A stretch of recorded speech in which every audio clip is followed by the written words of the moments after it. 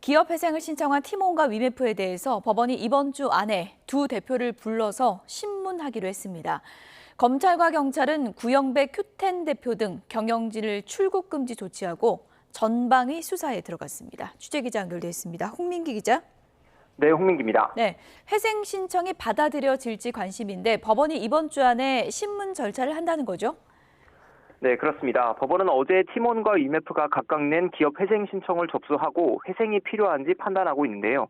이번 주 안에 두 회사 대표를 비공개로 불러 회생을 신청한 경위 등을 직접 신문하겠다고 밝혔습니다.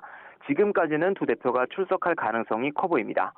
중요한 사건인 점을 고려해 안병욱 서울회생법원장이 직접 사건을 맡기로 했는데요. 두 회사가 법원에 낸 보존 처분과 포괄적 금지 명령 신청은 오늘 인용됐습니다.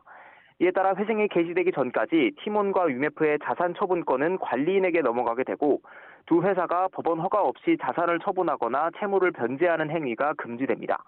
채권자들의 개별적인 강제 집행도 불가능해집니다. 티몬과 위메프는 최근 법원이 새로 도입한 자율구조조정 지원 ARS 제도도 신청했는데요. 강제 회생 절차 대신 기업과 채권자들이 구조조정을 자율적으로 협의하도록 지원하는 제도인데 만약 ARS에 돌입할 경우 회생 절차가 시작되기까지는 더 오래 걸릴 수 있습니다. 두 회사는 어제 서울회생법원에 기업 회생을 신청하며 입장문을 발표했는데요. 문제를 해결할 수 있다는 의지와 확신으로 노력했지만 한계가 있었다며 피해 최소화를 위해 부득이하게 회생을 신청하게 됐다고 밝혔습니다. 이어 그 과정에서 뼈를 깎는 자구 방안을 수립해 실행할 준비도 돼 있다며 문제가 해결될 때까지 모든 역량을 기울이겠다고 약속했습니다. 검찰과 경찰이 동시에 수사에 들어갔는데 속도는 좀 나고 있습니까? 네, 우선 검찰은 어제 오후 이원석 검찰총장의 지시로 티메프 사태 전담 수사팀을 구성했습니다. 서울중앙지검 반부패 수사 일부가 중심이 되고 검사 7명이 투입됐는데요.